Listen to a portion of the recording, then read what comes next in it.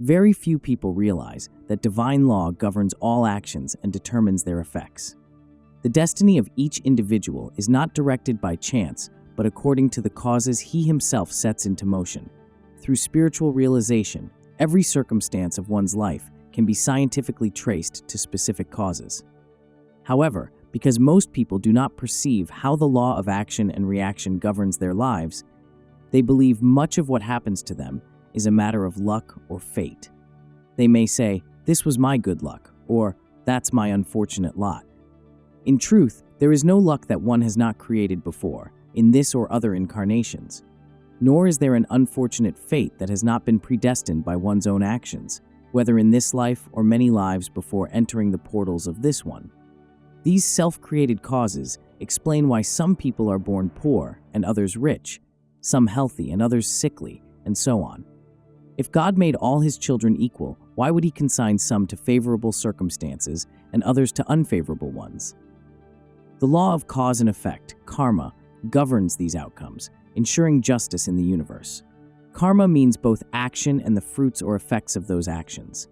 The effects, whether good or ill, make it difficult for people to change themselves or their circumstances. No other explanation for human inequality exists that does not deny God's justice.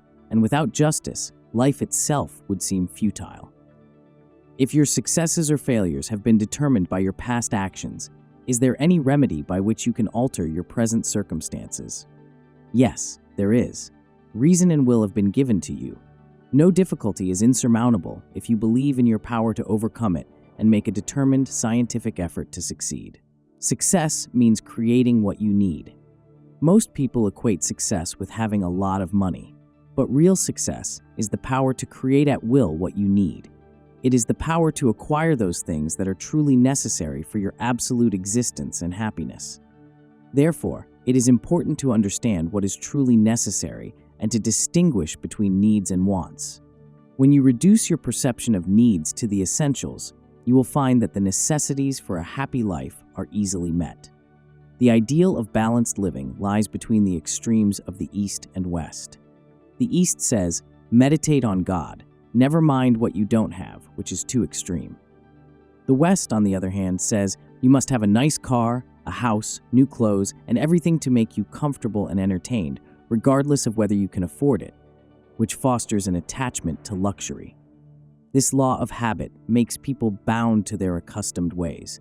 Simple living does not mean poverty or poverty consciousness. There are people living in destitution whose lives are miserable. That is not the ideal. Simplicity means being free from desires and attachments while being supremely happy within. It requires a masterful mind and strong will to live simply. Simplicity is not about deprivation, but about having the wisdom to work for and be content with what you truly need. Even if you have the means, spending on foolish things is a sign of weakness. Practice self-control and reduce your wants to purposeful necessities. Don't live beyond your means. That is the first lesson if you want to be prosperous. Spend less than you earn, otherwise you will never be satisfied or happy. Above all, hold to the thought, my happiness is unconditional. I can do without anything, but I will do my best to provide for my body's proper necessities. Saints in India live grandly and simply. Though they possess little, they are wealthier than kings. Nature itself synchronizes with them because of their complete inner satisfaction. This is what you should create within yourself, the ability to be happy with whatever you have. Of course, modern living requires more than the basic needs of a hermit's hut. But instead of being attached to possessions, cultivate the power to acquire what you need when you need it. If you don't have that power, no matter how much you possess, you are still poor. Even a wealthy man may be said to be poor if his material wealth does not include health or happiness. Prosperity means the uniform fulfillment of body, mind, and soul. For example, George Eastman, who invented the Kodak, had every material thing anyone could desire, but there was something wrong with his prosperity. His existence became so intolerable that he took his own life. Happiness cannot come from wealth and possessions alone. Jesus Christ had no money, but he had the unlimited prosperity of God at his command.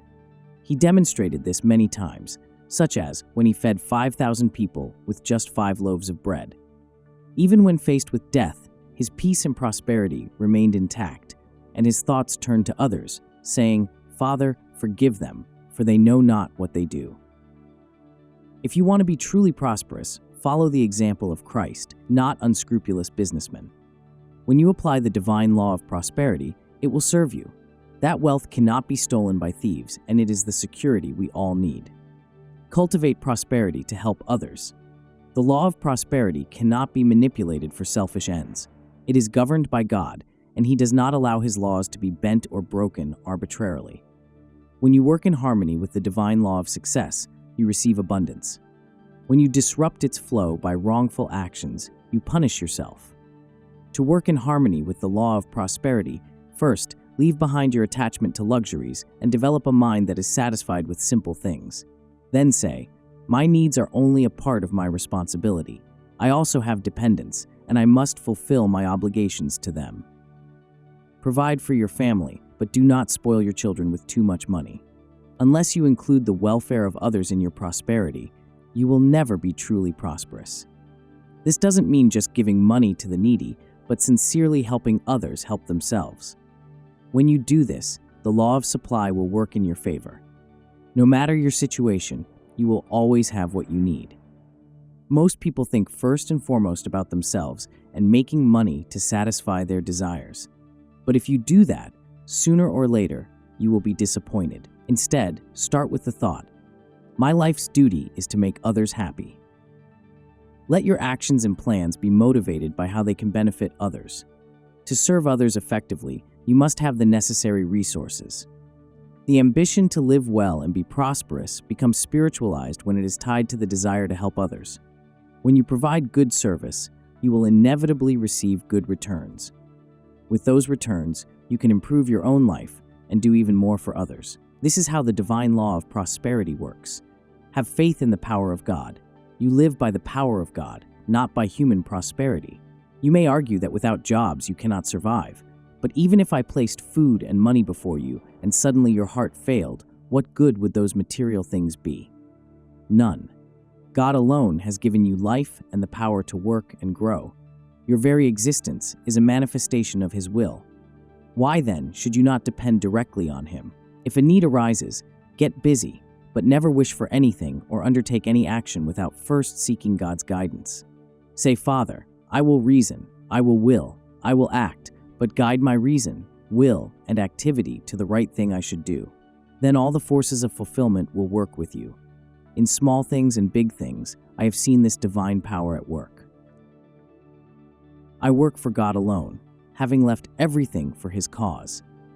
If you live with the consciousness that you are His child and do your best with determination, then, despite obstacles and mistakes, His power will help you. I live by this law.